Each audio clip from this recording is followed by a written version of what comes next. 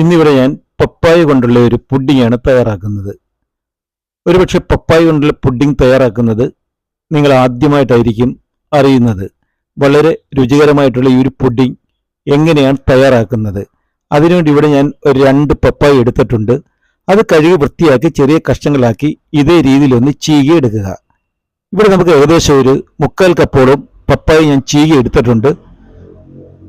അത് ചീകി എടുത്തതിന് ശേഷം പിന്നീട് ഇത് നമുക്കിതുപോലെ ഒന്ന് വേവിച്ചെടുക്കണം. അതിനുവേണ്ടി സ്റ്റൗവിൽ ഒരു പാത്രം വെച്ചു കൊടുക്കുക. അതിനകത്തേക്ക് ആവശ്യത്തിന് വെള്ളം ഒഴിച്ചതിന് ശേഷം ഈ ചീകി കൊണ്ടുവന്നിരിക്കുന്ന പപ്പായ അതിനകത്തേക്ക് ഇട്ട് കൊടുക്കുക. എന്നിട്ട് ഇത് നല്ലതുപോലെ ഒന്ന് വേവിച്ചെടുക്കണം. ഒരു 5 മിനിറ്റ് കൊണ്ട് തന്നെ പപ്പായ എല്ലാം നല്ലതുപോലെ ഒന്ന് വെന്ത് കിട്ടും. അപ്പോൾ ഇത് വെന്ത് കിട്ടുന്നതിന് വേണ്ടി നമുക്ക് ഇതൊന്ന് ഇളക്കി കൊടുക്കാം.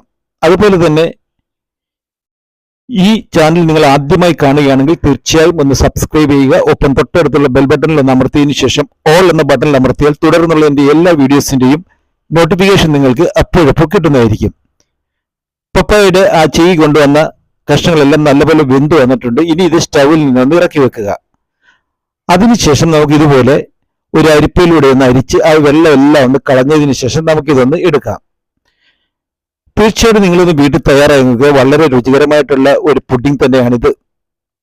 ഇനി ഇത് തയ്യാറാക്കുന്നതിന് വേണ്ടി സ്റ്റൗവിൽ ഒരു പാത്രം വെച്ചു കൊടുത്തതിന് ശേഷം അതിനകത്തേക്ക് തേങ്ങാപ്പാലാണ് ഞാൻ ഒഴിച്ചു കൊടുക്കുന്നത്. ഏകദേശം 1 കപ്പ് തേങ്ങാപ്പാലോട് ഞാൻ ഒഴിച്ചു കൊടുത്തിട്ടുണ്ട്. ഈ തേങ്ങാപ്പാൽ ഒഴിച്ചു കൊടുത്ത് ഇതിനി ഒന്ന് നല്ലതുപോലെ തിളച്ച് വരുന്നത് വരെ ഒന്ന് ഇളക്കി കൊടുക്കുക. അതിനുശേഷം ഇതിനകത്തേക്ക് പഞ്ചസാരയാണ് ചേർത്ത് കൊടുക്കുന്നത്. 1 കപ്പ് പഞ്ചസാരയാണ് ഞാൻ ചേർത്ത് കൊടുത്തിരിക്കുന്നത്. എന്നിട്ട് ഈ പഞ്ചസാരയെല്ലാം ഒന്ന് നല്ലപോലെ ഒന്ന് മിക്സ് ആക്കി എടുക്കുക. ആ തേങ്ങാപ്പാലും പഞ്ചസാരയും എല്ലാം നല്ലപോലെ ഒന്ന് മിക്സായി വരുന്നത് വരെ നമുക്ക് ഇതൊന്ന് ഇളക്കി കൊടുക്കുക.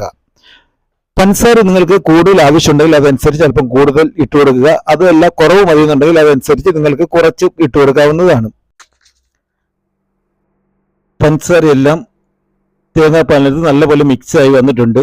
ഈ സമയത്ത് ഇനി ഇതിനകത്തേക്ക് ചേർത്ത് കൊടുക്കുന്നത് നെയ്യാണ് ചേർത്ത് കൊടുക്കുന്നത്. 1/2 സ്പൂൺ നെയ്യും കൂടി ചേർത്ത് കൊടുത്ത് നല്ലതുപോലെ വീണ്ടും ഒന്ന് ഇളക്കി കൊടുക്കുക.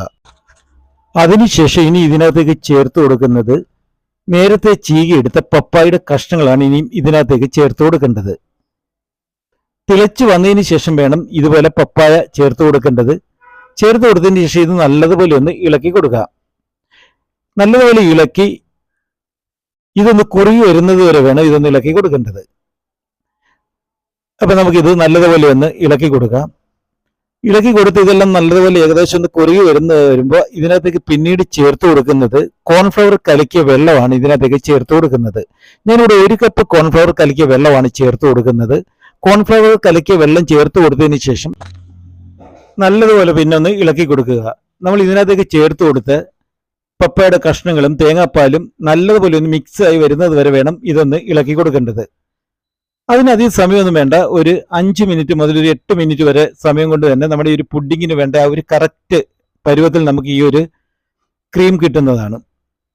അപ്പോൾ ഏകദേശം നമ്മൾ ഉദ്ദേശിക്കുന്ന പോലെ ആ ഒരു കറക്റ്റ് പരുവായിട്ട് വന്നിട്ടുണ്ട്. ഇനി ഇത് നമുക്ക് സ്റ്റൗവിൽ നിന്ന് ഇറക്കി വെക്കുക. സ്റ്റൗവിൽ നിന്ന് ഇറക്കി വെച്ചതിന് ശേഷം നമുക്ക് ഇനി ഇതൊരു പാത്രത്തിലേക്ക് ഒന്ന് മാറ്റി കൊടുക്കാം. അപ്പോൾ ഞാനിവിടെ എടുത്തിരിക്കുന്നത് ഇതേപോലെ ഒരു ഗ്ലാസിന്റെ ഒരു പാത്രമാണ് എടുത്തിരിക്കുന്നത്. നിങ്ങൾക്ക് ഏത് ആകൃതിയിലുള്ള പാത്രത്തിൽ വേണമെങ്കിലും ഇത് ഒഴിച്ചു വെക്കാവുന്നതാണ്. അപ്പോൾ ഒരു പാത്രത്തിനകത്ത് ഇതെല്ലാം ഒന്ന് ഒഴിച്ചതിന് ശേഷം പിന്നീട് നമുക്ക് ഇതൊന്ന് ഫ്രിഡ്ജിലേക്ക് ഒന്ന് മാറ്റി കൊടുക്കുക. 1 മണിക്കൂർ സമയം നമുക്ക് ഫ്രിഡ്ജിലേക്ക് വെച്ചതിന് ശേഷം വേണം ഇത് നമുക്കൊന്ന് പുറത്തെടുക്കേണ്ടത്. അപ്പോഴേക്കും നമ്മുടെ ആ ഒരു പുഡിംഗ് ആ കറക്റ്റായിട്ടെല്ലാം കട്ടിയായിട്ട് വരുന്നതാണ്. അപ്പോൾ ഇതെല്ലാം നല്ലപോലെ ഞാൻ നിറച്ച് കഴിഞ്ഞിട്ടുണ്ട്. ഇനിയിപ്പോൾ നമുക്കിതൊന്ന് ഫ്രിഡ്ജിലേക്ക് ഒന്ന് മാറ്റി കൊടുക്കാം. ഫ്രിഡ്ജിനകത്തേക്ക് 1 മണിക്കൂർ സമയമാണ് ഇത് വെച്ചു കൊടുക്കേണ്ടത്. നമ്മൾ ഫ്രീസറിനകത്തൊന്നും വെച്ചു കൊടുക്കരുത്. ഫ്രിഡ്ജിന്റെ താഴത്തെ തട്ടിലാണ് ഇതൊന്ന് വെച്ചു കൊടുക്കേണ്ടത്. ഇനി ഇത് നമുക്ക് ഫ്രിഡ്ജിലേക്ക് ഒന്ന് മാറ്റി കൊടുക്കാം. 1 മണിക്കൂറിന് ശേഷം ഞാൻ ഇത് പുറത്തെടുത്തിട്ടുണ്ട്. നല്ലതുപോലെ പുഡിംഗ് റെഡിയായി വന്നിട്ടുണ്ട്. ഇനി ഇതൊരു പാത്രത്തിലേക്കൊന്ന് മാറ്റി കൊടുക്കാം. അതിനുശേഷം നിങ്ങൾക്ക് ഏത് ആകൃതി വേണമെങ്കിലും ഇത് കട്ട് ചെയ്ത് ഉപയോഗിക്കാവുന്നതാണ്.